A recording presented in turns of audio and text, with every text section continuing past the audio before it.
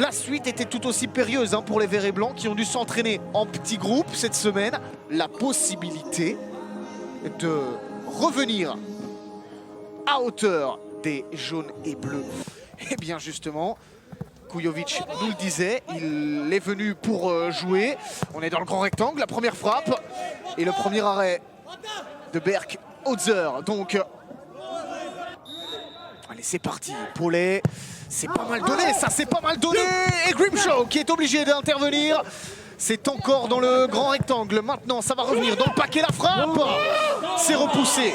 Ouais, très bonne position. Zaroury qui peut être une belle pioche pour les Zèbres. Alors, on est côté droit maintenant, le centre, il est intéressant. Cicek sur la ligne. Daniel Grimshaw.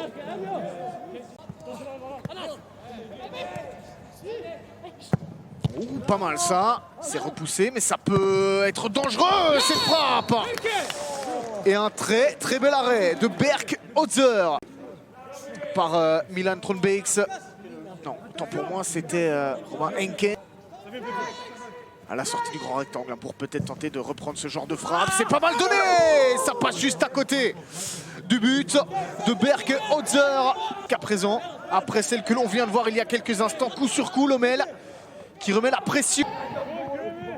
Joli contrôle de Kadiri. Moreno. Moreno qui va accélérer. Là, il va essayer d'y aller tout seul. Moreno. Moreno encore. Moreno. La frappe de Moreno. Ça passe à côté. Mais quel festival encore une fois du Colombien.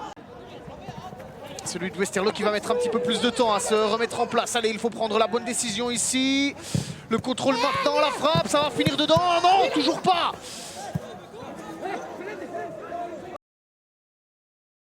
Passé par le club Bruges, par Courtrai, par l'Antwerp ou encore par Waasland Beveren. Oh, attention à ça, cette paire de balles, ça va finir au fond, et voilà! Et voilà le premier but de Westerlo sur une incompréhension défensive. Et évidemment la joie des joueurs de Bob Peters. Et regardez, mauvaise sortie tout simplement des joueurs de Lommel, des Souza, qui ne voit pas Cicek. Et puis évidemment derrière c'est facile pour Lucas Vaneno qui fête sa 100e avec un but.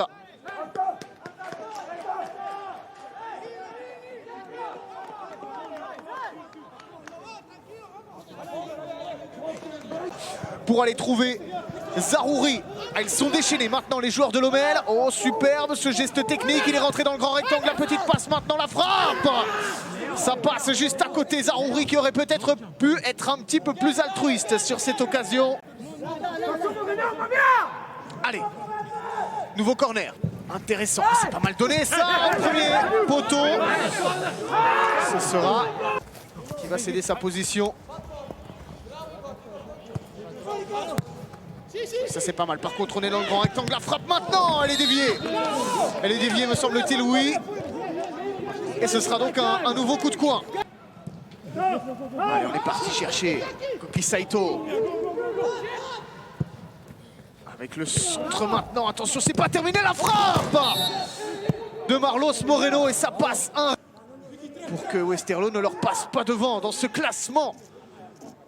C'est parti, c'est pas mal, une nouvelle fois la tête, et voilà ce but qui peut désormais être fêté par Lommel. Cette fois, il est accepté, évidemment, et il prend sa revanche, justement refusé. Et sur ce coup de coin, il fallait juste changer de côté. C'est Tête qui trompe le Turc, un but partout, alors qu'il reste 8 minutes à jouer dans cette rencontre. Il ne reste que 3 minutes dans cette rencontre. Oh, superbe! Zaroury qui a cru jusqu'au bout. Zaroury encore, et la faute. Évidemment, là, Léo Seydou qui va recevoir le carton et qui va sortir pour le Suisse, Léo Seydou.